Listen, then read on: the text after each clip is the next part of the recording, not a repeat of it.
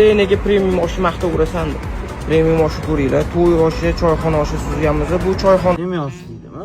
Premium osh topdi. Ketdi borib Ketdi. Rostini aytamiz faqat. Rostini. Premium osh yegani Aziz aka bilan yo'lga chiqdik. Lekin abonent javob bera olmaydi. telefonligi o'chib ekan. O'shaning uchun to'g'ri bostirib bordik. Birinchi qavatida joyli to'lgan ekan, o'shaning uchun podvalda o'tirishga qaror qildik. Biz operator bilan birgalikda 3 kishi borganimiz uchun bitta laganga 2 porsiyani etib ko'rdik. Oshdan avval achchu sho'rva keldi. Achchu sho'rvaligini cho'limiz ham yaxshi icha olmadik. Menimcha bizga sal achchulik qildi. Instagramda ko'rsatilgan premium osh xuddi shunaqa menimcha yetib keldi. 3 ta erkak 2 porsiya oshni yeb tugata olmadi. Bu joydan biz hech qanaqa reklamaga pul ham olmaganmiz. Faqat biz rostini aytamiz.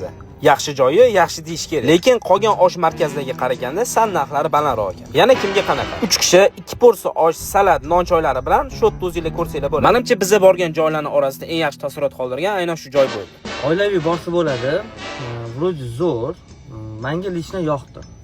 Xo'p, osh yaxshi, boshqa oshlardan nisbatan sal qimmatroq, o'shanga tayyor bo'lib boringlar, lekin osh menimcha narxiga arziydi. Ha, to'ppa-to'g'ri.